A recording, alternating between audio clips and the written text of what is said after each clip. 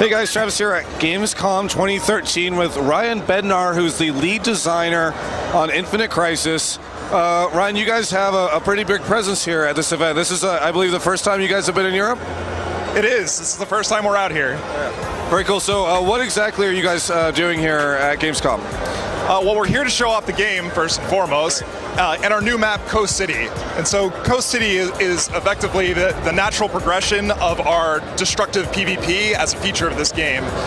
Extending from Gotham Heights, which is the map that we initially released, we basically took all of the destructive PvP elements, throwing cars and things like that, and basically built a map entirely around them. And so that all has come into the version of Coast City that people are playing today.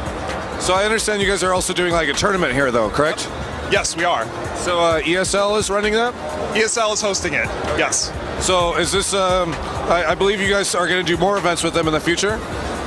Yeah, we definitely plan to, and this was the actual first ever prize tournament that we've run for the game, so we're all really excited, but we're going to have 4 top pro European MOBA teams come and compete against each other, and it'll be best of 3 matches between them all, bracketed tournament.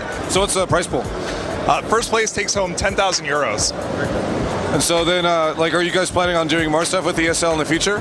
Yeah, we'd absolutely love to. This event has been great for us so far. It's just even getting started, and we can't wait for tomorrow, and hopefully we'll get to do a lot more of these in the future.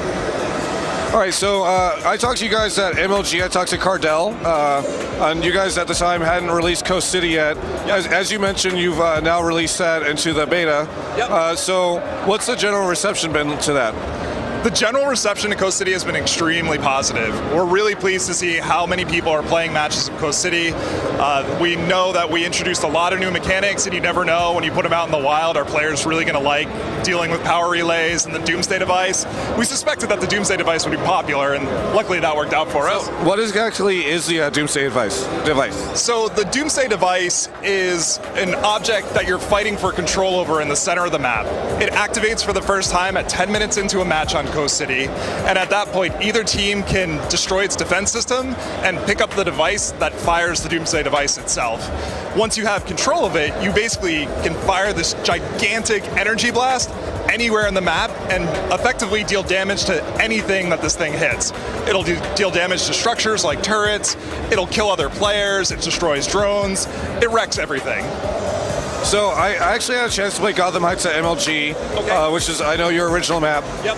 That one, I think a lot of League players would sort of compare to Dominion from League of Legends. Yep. For Coast City, do you find like there's an analogy sort of game mode for it, or is it sort of its own thing? Actually, for Coast City, we were trying to build a map right from the get-go that would be completely unique to Infinite Crisis.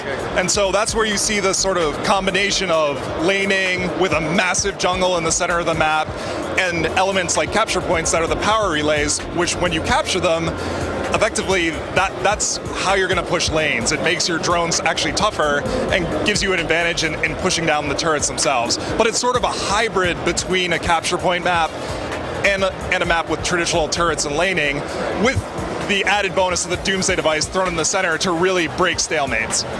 So obviously there's a couple more objectives in Coast City. What are the other differences between it and Gotham Heights?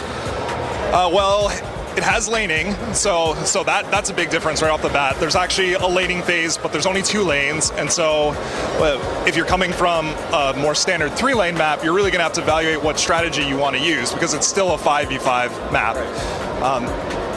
It's got the power relays, which will help you push the lanes and all that, which we covered already, and the Doomsday device as the big element that will sway a match one way or the other. So it's mostly about the objectives then. Do the games tend to last a little bit longer? The matches? The matches are a little bit longer than Gotham Heights. Typical Gotham Heights match will last somewhere between 20 to 30 minutes. For a Coast City match, one that's going reasonably competitively, you're going to probably be in there for about half hour to 40 minutes. Okay. So on average, about 10 minutes more. I understand you guys released Atomic Wonder Woman, I think, since the last time that I talked to you guys? Yes, we have. So what is she like? Because I know you guys sort of have like the traditional like superhero, and then you sort of have these like variations on him, right? So Yep. you guys had Wonder Woman. So what's Atomic Wonder Woman like? So Wonder Woman Prime was an enforcer, and one of the things that we try to do for each of our characters that we release, the multiverse variants, is make sure that we're giving them all different roles than what the other characters have. And so for Atomic Wonder Woman, we built her as an assassin, and she's a melee assassin, so she's going to be the type of character that wants to get in, do explosive damage, take someone out, and then get out of there. Or if she arrives at a team fight and a bunch of people are really low in health, she's the type of character that can pick up that triple, quadra, or pentakill.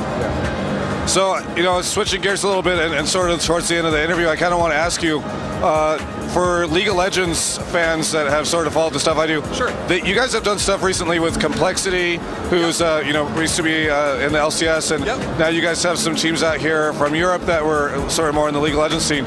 So what's it like interacting with these guys and having them sort of come in and play the game with you guys, or check it out? It's really great to interact with the pros. I think just their perspective on games is at a much higher level than the average person that's going to play your game, which is obvious because they're the pros. But it's always really interesting to see the types of things that they're looking for. When we had Complexity out in the office, one of the things that I found really interesting was that they immediately wanted to know all the numbers for everything in the game and exactly how they'd scaled across all the characters leveling and every little detail that we could provide them. And when it wasn't clear in the game, they were asking us about exactly what the numbers were. And so that's something that we've taken to heart, and we're going to go through and make sure that we're exposing all the numbers that we can and making it as clear as possible to people that are interested in that information, what that information actually is. So I know that the game is in beta, so where can people check it out? You can go to www.infinitecrisis.com, or if you're at Gamescom, you can actually swing by our Infinite Crisis booth. Very cool. Well, thank you so much for the interview. For everyone, this is Travis on day one of Gamescom 2013. For the rest of our coverage, stay tuned to GameSpot.com.